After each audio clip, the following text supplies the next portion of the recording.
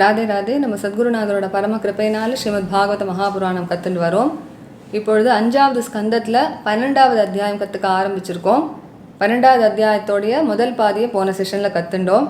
எப்படி ஜடபரதர் ரகுகணனுக்கு உபதேசம் பண்ணிகிட்டே வரார் அப்படிங்கிறத பார்த்தோம். ஜடபரதர் என்ன சொன்னார் அந்த போன செஷனில் அப்படின்னா, இந்த சரீரம் அப்படிங்கிறது பூமிங்கிற அந்த ஒரு பூதத்தினால பண்ணப்பட்டது தான் இந்த சரீரம். திரும்பவும் அது பூமியிலேயே தான் போய் மறைய போகிறது அப்படிங்கிறதுனால இந்த சரீரம்ங்கிறது சாஸ்வதம் இல்லை, அது பொய் தான் அப்படிங்கிறத சொன்னார். அப்போது அடுத்தது என்ன ஒரு கேள்வி வரும் அப்படின்னா, அப்போ இந்த பூமிங்கிற அந்த பூதம் தான் சாஸ்வதம், அதுதான் சத்தியமோ அப்படிங்கிற ஒரு கேள்வி வரும் இல்லையா? அதற்காக இப்போ அடுத்தது சொல்கிறார், அதுவும் இல்லை அப்படிங்கிறார். அந்த பூமிங்கிற அந்த பூதமும் சாஸ்வதம் இல்லை. ஏன் அப்படின்னா, அந்த பூமிங்கிற பூதம்ங்கிறது எதனால் பண்ணப்பட்டிருக்கு அப்படின்னா, நிறைய பரமாணுக்கள்லாம் சேர்ந்து சேர்ந்து சேர்ந்து தான் அந்த பூமிங்கிற பூதமாக ஆயிருக்கு. எப்படி நிறைய நூலை சேர்த்து தான் நம்ம ஒரு துணியை நெய்கிறோம் இல்லையா? ஆனால் அந்த துணியை பார்க்கும்போது நம்ம நூல்னு தனியாக பார்க்காம அது முழுசாக ஒரு துணியாக தான் பார்க்குறோமோ, அது மாதிரி இந்த பரமாணுக்கள்லாம் சேர்ந்து தான் இந்த பூமியாக ஆயிருக்கே தவிர, நம்ம பார்க்கும்பொழுது நம்ம அஜ்ஞானத்தினால அது ஒரு தனி பூதமாக தான் பார்க்குறோமே தவிர அதை பரமாணுக்களாக பார்க்கறதில்ல. அப்போது அந்த பரமாணுக்கள் சாஸ்வதமோ அப்படிங்கிற கேள்வி அடுத்தது வரும். அதற்காக சொல்கிறார், இந்த பரமாணுக்களும் சாஸ்வதம் இல்லை, அதுவும் பகவானோட மாயினால் உண்டாகக்கூடிய இந்த சிருஷ்டியில் முதல்ல பரமாணுக்கள்லாம் தோன்றது, அதற்கு பிறகுதானே இந்த இப்பேற்பட்ட உலகங்கள்லாம் ஏற்படுறது. அதனால் அதுவும் பகவானோட மாயினால் ஏற்பட்டது தான், அதனால அதுவும் பொய் தான் அப்படின்னு சொல்கிறார். அப்போ எதெல்லாம் இந்த உலகத்தில் நம்ம பார்க்குறோமோ, ரகுகணனை பார்த்து சொல்கிறார், நீ எதெல்லாம் பார்க்குறியோ, ஜனங்களை பார்க்குற, அவர்கள் ஒல்லியாக இருக்கிறதோ குண்டாக இருக்கிறதோ, அல்லது ஏதாவது சின்னதான ஒரு வஸ்துவோ பெரியதான ஒரு வஸ்துவோ, அல்லது காரணம் காரியம் அப்படிங்கிற அந்த ஒரு இதை எதெல்லாம் நீ பார்க்குறியோ, அது மாதிரி எதெல்லாம் நகரக்கூடியதோ நகராமல் இருக்கோ, இது எல்லாமே பகவானோட மாயை தான் அப்படின்னு புரிஞ்சுக்கோ, இது எல்லாமே பொய் தான் அப்படின்னு சொல்கிற. அது எவ்வளவோ விதமான பேர் வச்சு நம்ம சொல்கிறோம். பிரகிருத்தின்னு சொல்கிறோம், அல்லது மகாபூதங்கள்னு சொல்கிறோம், காலம்னு சொல்கிறோம், கர்மான்னு சொல்கிறோம். ஆனால் எந்த பேரை கொண்டு சொன்னாலும் இது எல்லாமே பகவானோட மாயை தான் அப்படிங்கிறத சொல்கிறார். அப்போ எது உலகத்தில் ஒரே உண்மையானது அப்படிங்கிறத சொல்லணும் இல்லையா? அதனால சொல்கிறார், எது உண்மை, எது சாஸ்வதமாக இருக்கக்கூடிய ஒரு வஸ்து அப்படின்னா சைத்தன்யம் அப்படிங்கிறது மட்டும்தான் சத்தியமான வஸ்து. அது எப்படி இருக்குது அப்படின்னா விசுத்தம், சுத்தமாக இருக்குது, ஏக்கம், அது மட்டும்தான் இருக்குது. இன்னும் ஒரு வஸ்துவே கிடையாது, அதற்கு உள்ளும் கிடையாது, அதற்கு வெளியும் கிடையாது அப்படிங்கிற. அனந்தரம் அபகிஹி அப்படிங்கிற. அது அப்படியே அப்பழுக்கற்றதாக இருக்குது. பிரம்ம சத்தியம் எப்பொழுதுமே மனசானது வெளிநோக்கி போகக்கூடியதாக இருக்குது இல்லையா? இந்த ஆத்மஸ்வரூபமும் எப்படி இருக்குன்னா உள்நோக்கி போகக்கூடியதாக இருக்குது. அதனால் பிரத்யக் அப்படிங்கிறார். பிரசாந்தம், எப்பொழுதுமே சாந்தமாக இருக்குது. அந்த ஒரு சைத்தன்யம்தான் யாரு அப்படின்னு சொல்கிறார், பகவத் சப்த சங்யம் யத் வாசுதேவம் கவயோ வதந்தி. ஞானிகள்லாம் என்ன சொல்கிறா அப்படின்னா, அந்த ஒரு சைத்தன்யத்தை தான் பகவான்னு சொல்கிறா. அந்த பகவான் அப்படிங்கிறது வாசுதேவனை தவிர வேறு யாரும் கிடையாது அப்படிங்கிற. அப்போது எல்லாமே போய் அதுதான் அந்த சைத்தன்யந்தான் சத்தியம் அப்படின்னா, இப்போ அந்த நிலையை நம்ம அடையணும்னு ஆசைப்படுவோம் இல்லையா? அந்த நிலையை எப்படி அடையிறது அப்படிங்கிறத ரகுகணனுக்கு சொல்கிறார். ஏ ரகுகணா, ஏதத்து தபசான யாத்தி. இது தபஸ் பண்ணுறதுனால இது கிடைக்காது. நச்ச இஜ்ஜியா, யாகங்கள் யஜ்ஞங்கள்லாம் நிறைய பண்ணுறதுனால கிடைக்குமானா அதனாலையும் கிடைக்காது. நிர்வபனாத்து கிருஹாத்வா, வீட்டில் இருக்கக்கூடிய எவ்வளவோ பொருட்களெல்லாம் எடுத்து தானம் பண்ணி அன்னதானங்கள்லாம் பண்ணுறோமே அதனாலேயும் கிடைக்காது. சந்தசா, நிறைய வேதங்களெல்லாம் அத்தியனம் பண்ணால் கிடைக்குமா அப்படின்னா அதனாலேயும் கிடைக்காது. நைவ ஜலாக்னி சூரியைகி, வருணன் அக்னி சூரியன் போன்ற தேவதைகளை உபாசனை பண்ணுறதுனால கிடைக்குமானா அதனாலேயும் கிடைக்காது. அப்போ எதனால் கிடைக்கும் அப்படின்னு ரொம்ப அழகாக சொல்கிறார். வினா மகத்பாத ரஜோபிஷேகம் அப்படின்னு, மகான்களோட பாதத்தில் இருக்கக்கூடிய அந்த ரஜஸ், அந்த தூளி இருக்கு இல்லையா, அதை எடுத்து நம்ம தலையில் அப்படி போட்டுக்கிறதுனால தான் மட்டும்தான் கிடைக்கும் அபிஷேகம் அப்படிங்கிறார். அதை எடுத்து அப்படியே நம்ம மேலே அபிஷேகம் பண்ணிக்கிறதுனால மட்டும்தான் அந்த நிலையானது கிடைக்கும். இதற்கு என்ன அர்த்தம்னா, அந்த மகான்களுக்கு சேவை பண்ணி அவர்களுக்கு அடிபணிஞ்சு அப்படியே அவர்களுக்கு தாசானுதாசனாக இருந்து அவர்களிடத்தில் அப்படி பக்தியோடு இருக்கிறதுனால தான் அந்த நிலையானது கிடைக்குமே தவிர வேறு எதுனாலையும் அந்த ஒரு நிலையை அடைய முடியாது அப்படின்னு சொல்கிறார். இந்த ஸ்லோகம் ரொம்ப ஒரு அழகான ஸ்லோகம். அதுக்கு அடுத்ததாக சொல்கிறார், ஏன் அப்படி மகான்களை ஆசிரிக்கிறதுனால தான் கிடைக்கும் அப்படின்னா, மகான்களோட சங்கத்தில் மட்டும்தான் எப்பொழுதுமே பகவானோட கதைகள் அப்படிங்கிறது அந்த இடத்துல நடந்துகிட்டே இருக்கும் அப்படிங்கிறார். அந்த பகவானோட கதைகளும் எப்படி இருக்கும் அப்படின்னா, மகான்களோட சங்கத்தில் பார்த்தோம் அப்படின்னா கிராமிய கதா விகாத்தா அப்படிங்கிற கிராமிய கதா அப்படின்னா லௌகீக விஷயங்களை கலப்போட சேர்ந்து பகவத்குணங்களை சொல்கிறதுங்கிறது அது அவ்வளவு உச்சிதம் கிடையாது. அப்போது அந்த மாதிரி லௌகீக கலப்பே இல்லாமல் பகவத்குணங்கள் எங்கே நம்மளுக்கு கிடைக்கும் அப்படின்னா அப்பேற்பட்ட சந்துக்கள், சாதுக்கள், மகாத்மாக்கள் சன்னதியில் தான் கிடைக்கும். அதனால் அத்தகைய சாதுக்களை போய் ஆசிரியக்கணும். அந்த பகவத்குணங்களை தினமும் கேட்டுட்டே இருக்கிறதுனால பகவானை அடையணும்னு ஆசைப்படக்கூடியவனுடைய மனதானது கொஞ்சம் கொஞ்சமாக அப்படியே போய் அந்த வாசுதேவன் இடத்துல போய் லயிச்சிடும் அப்படின்னு சொல்கிறார். இப்போது அடுத்ததாக தன்னுடைய சொந்த கதையை எடுத்து சொல்கிறார் ரகுகணனுக்கு ஒரு உதாரணமாக. எப்படின்னா, இப்போது விஷயங்கள்லாம் பற்று வச்சோன்னா எப்படி நம்ம மார்க்கத்திலேருந்து வழுவிடுவோம் அப்படிங்கிறதுக்கு தன்னோட கதையவே உதாரணமாக சொல்கிறார். ஹே ரகுகணா, அகம் புரா பரதோ நாம ராஜா அப்படிங்கிறார். இப்போ எதற்காக தன்னை பற்றி சொல்லிக்கிறார் அப்படின்னா, ரகுகணன் ஒரு கேள்வி கேட்டான் இல்லையா, கஸ்வம் நிகூட சரசி அப்படின்னு, நீங்கள் யார் இப்படி மறைமுகமாக சஞ்சாரம் பண்ணிட்டு இருக்கேளேன்னு ஒரு கேள்வியும் கேட்டான் இல்லையா, அதற்கும் ஒரு பதிலாக இருக்கட்டும் அப்படிங்கிறதுக்காகவும் இந்த கதையை சொல்கிறார். அகம் புரா பரதோ நாம ராஜா, நான் ஒரு பூர்வ ஜென்மத்தில் ஒன்ன மாதிரி தான் நானும் ஒரு ராஜாவாக இருந்தேன். எனக்கு அப்போ பரதன் அப்படின்னு பேர். அந்த ஜென்மத்தில் நான் என்ன பண்ணேன்னா எல்லா சுகபோகங்களையும் அப்படியே உதறி தள்ளிட்டு காட்டுக்கு வந்து பகவானை நான் ஆராதனை பண்ணிட்டு இருந்தேன். ஆனால் அந்த ஜென்மத்தில் துரதிருஷ்டவசமாக என்ன ஆச்சுன்னா, ஒரு சின்ன மான் குட்டி இடத்துல எனக்கு ஒரு சங்கம் ஏற்பட்டதுனால அடுத்த ஜென்மாவில் நான் மானாகவே பிறந்துட்டேன். ஆனால் அந்த மான் ஜென்மத்திலையும் எனக்கு போன ஜென்மத்தில் நான் யாராக இருந்தேங்கிற நினைவு எனக்கு இருந்தது. அது எதனால அப்படின்னா, கிருஷ்ணார்ச்சன பிரபவா நோ ஜஹாதி அப்படிங்கிற கிருஷ்ணனை நான் அத்தகைய ஆராதனம் பண்ணியிருக்கேன் இல்லையா, அந்த ஒரு பிரபாவத்தினால, அந்த ஒரு மகிமையினால எனக்கு போன ஜென்ம ஸ்மிருதி எனக்கு இருந்ததுனால அந்த மான் ஜென்மால முழுக்க நான் பశ్చాத்தாபப்பட்டுட்டே இருந்தேன். இப்படி நம்மளோட இலக்குலேருந்து பகவானை அடையிறதுங்கிற அந்த ஒரு இலக்குலேருந்து நம்ம வந்து நழுவிட்டோமே அப்படின்னு நினச்சி பశ్చాத்தாபப்பட்டு அந்த மான் ஜென்மாவை எப்படியோ கழிச்சேன். அதற்கு அப்புறமாக இப்போது இந்த பிராமணனாக நான் பிறவி எடுத்திருக்கேன் அப்படின்னு சொல்கிறேன். அதனால தான் இந்த பிறவியில் நான் என்ன பண்ணுறேன் அப்படின்னா, யாரோடையுமே சங்கம் வச்சுக்காமல் இப்படி தன்னந்தனியாக நான் சஞ்சாரம் பண்ணிட்டு இருக்கேன். ஏன்னா சங்கத்தினால தானே நான் கெட்டு போய் என்னோட மார்க்கத்திலேருந்து வழிவிட்டேன். அதனால் இந்த ஜென்மத்தில் யாரோடையுமே நான் சங்கம் வச்சுக்காமல் இப்படி தனியாக சஞ்சாரம் பண்ணிட்டு இருக்கேன். அதனால ஒரு மனுஷன் என்ன பண்ணணும் அப்படின்னா, எல்லா பந்தங்களையும் உதறி தள்ளிட்டு மகாத்மாக்களோட சங்கத்தை மட்டுமே நாடனம்.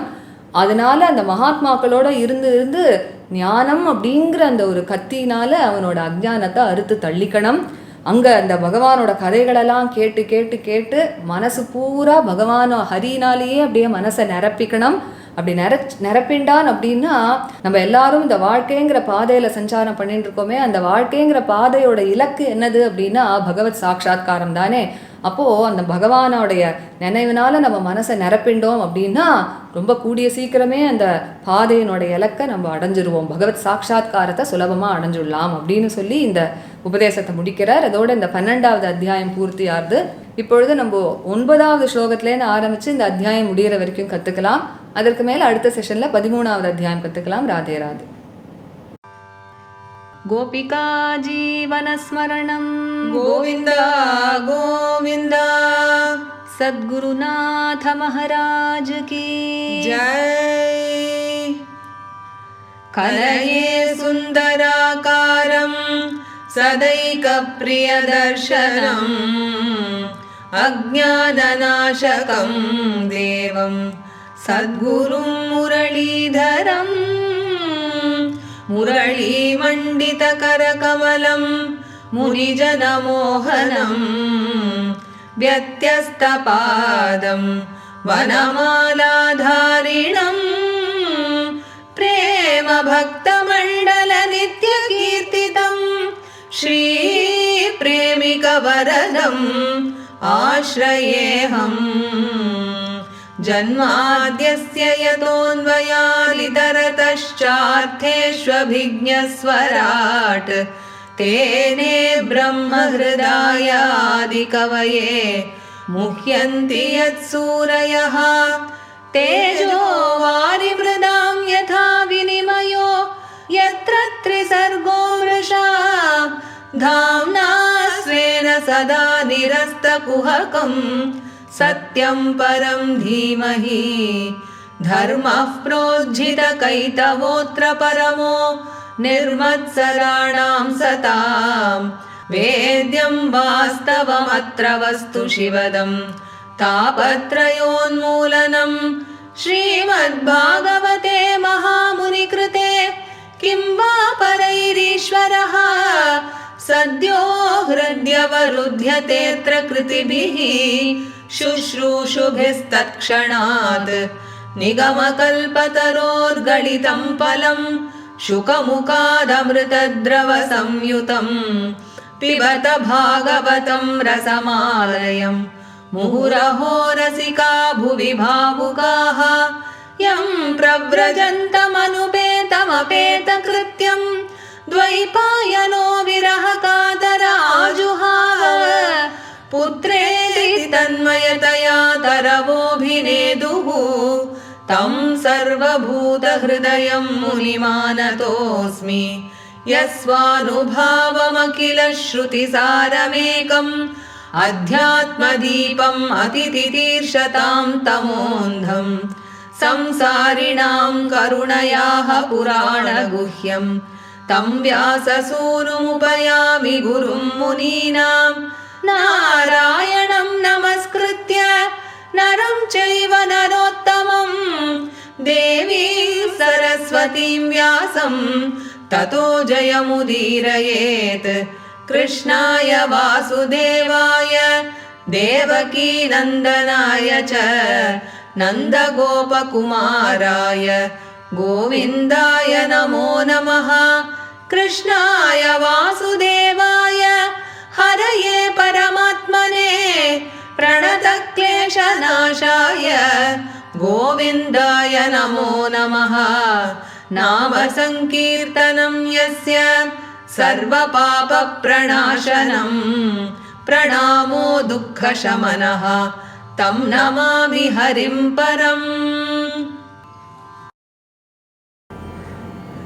गोपिका जीवनस्मरणं गोविन्द गोविन्द सद्गुरुनाथ महाराज की जय।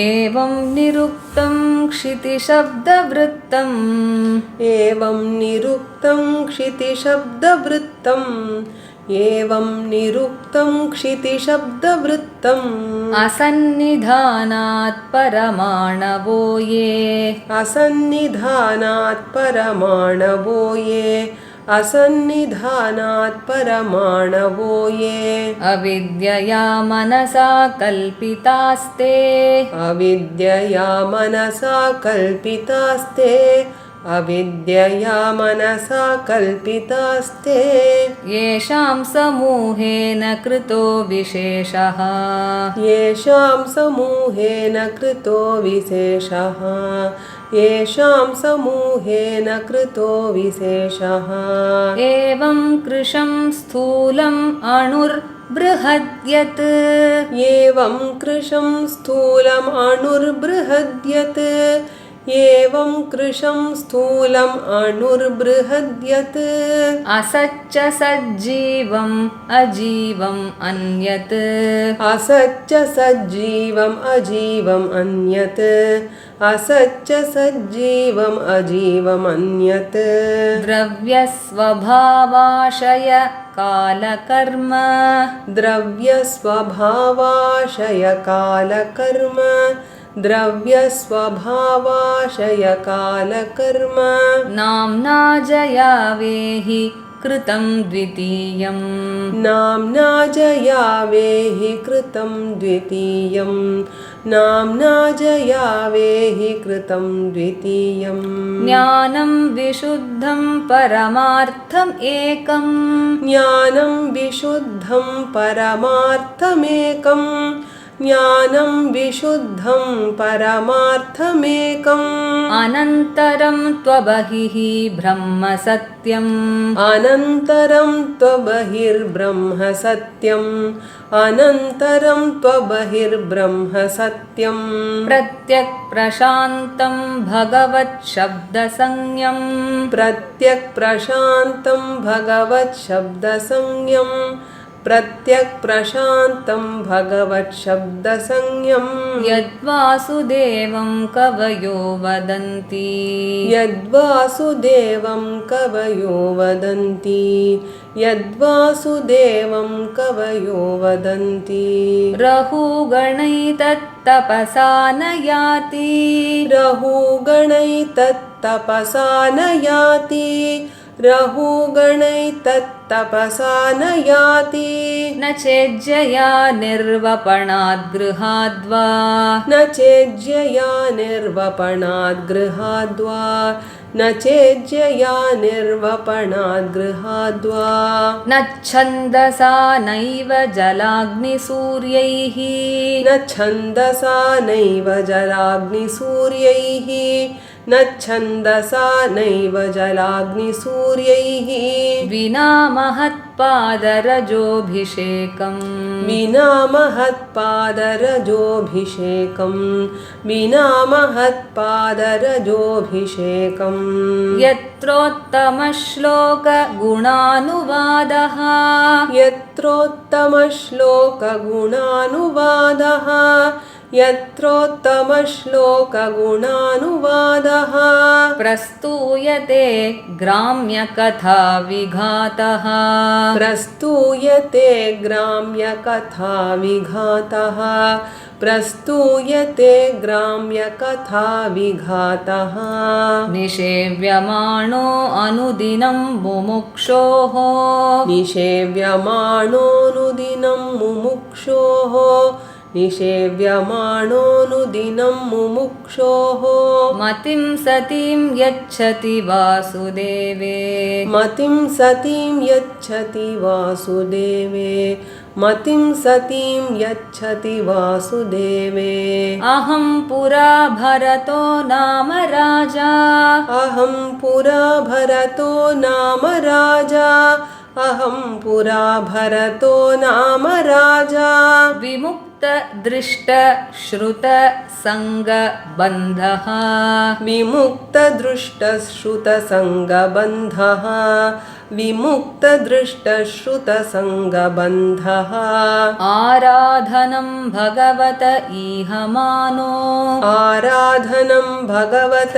ईहमानो आराधनं भगवत ईहमानो मृगो भवं मृगसङ्गात् हतार्थः मृगो भवं मृगसङ्गाद् हतार्थः मृगो भवं मृगसङ्गाद् हतार्थः सा मां स्मृतिः मृगदेहेऽपि वीर सा मां स्मृतिर्मृगदेहेऽपि वीर सा मां स्मृतिर्मृगदेहेऽपि वीर कृष्णार्चनप्रभवा नो जहाति कृष्णार्चनप्रभवा नो जहाति कृष्णार्चनप्रभवा नो जहाति अतो अहं जनसङ्गाद् असङ्गो अथो अहं जनसङ्गाद् असङ्गो अथो अहं जनसङ्गाद् असङ्गो विशङ्कमानो अविवृतश्चरामि विशङ्कमानो विवृतश्चरामि विशङ्कमानो विवृतश्चरामि तस्मान्नरो असङ्ग सुसङ्गजात तस्मान्नरो असङ्गसुसङ्गजात तस्मान्नरो असङ्गसुसङ्गजात ज्ञानासिनेहैव विवृक्णमोहः ज्ञानासिनेहैव विवृक्णमोहः ज्ञानासिनेहैव विवृक्णमोहः हरिं तदीहा कथनश्रुताभ्यां हरिं तदीहा कथनश्रुताभ्यां हरिं तदीहा कथनश्रुताभ्यां लब्धस्मृतिः याति अतिपारम् अध्वनः लब्धस्मृतिर्यात्यतिपारम् अध्वनः लब्धस्मृतिर्यात्यतिपारम् अध्वनः இப்பொழுது 9வது ஸ்லோகத்திலிருந்து சேர்ந்து படிக்கலாம் एवं निरुक्तं क्षितिशब्दवृत्तं असन्निधानात् परमाणवो ये अविद्यया मनसा कल्पितास्ते येषां समूहेन कृतो विशेषः एवं कृशं स्थूलम् अणुर्बृहद्यत् असच्च सज्जीवम् अजीवम् अन्यत् द्रव्यस्वभावाशयकालकर्म नाम्ना जया वेहि कृतं द्वितीयम् ज्ञानं विशुद्धं परमार्थमेकम् अनन्तरं त्वबहिर्ब्रह्म सत्यं प्रत्यक्प्रशान्तं भगवच्छब्दसंज्ञं यद्वासुदेवं कवयो वदन्ति रहूगणैतत्तपसा न याति न चेज्जया निर्वपणाद्गृहाद्वा न छन्दसा नैव जलाग्निसूर्यैः विना महत्पादरजोऽभिषेकम् यत्रोत्तमश्लोकगुणानुवादः प्रस्तूयते ग्राम्यकथाविघातः निषेव्यमाणो अनुदिनं मुमुक्षोः मतिं सतीं यच्छति वासुदेवे अहं पुरा भरतो नाम राजा विमुक्तदृष्टश्रुतसङ्गबन्धः आराधनं भगवत इहमानो मृगो भवं मृगसङ्गाद्हतार्थः सा मां स्मृतिर्मृगदेहेऽपि वीर कृष्णार्चन प्रभवानो जहाति अतो अहं जनसङ्गादसङ्गो विशङ्कमानो विवृतश्चरामि तस्मान्नरो असङ्गसुसङ्गजात ज्ञानासिनेहैव विवृक्णमोहः हरिं तदीहा कथनश्रुताभ्यां लब्धस्मृतिर्यात्यतिपारमध्वनः श्रीहरये नमः श्रीहरये नमः श्रीहरये नमः गोपिका जीवनस्मरणं गोविन्द गोविन्द சத்குருநாத் மகாராஜ் கி जय இந்த செஷனும் நம்ம படிச்ச ராகம் பிருந்தாவன சாரங்கா. அடுத்த செஷன்ல 13வது அத்தியாயம் கத்துக்கலாம். Radhe Radhe. Radhe Radhe, by the grace of our Guru Maharaj, we are learning Srimad Bhagavatam Mahapurana.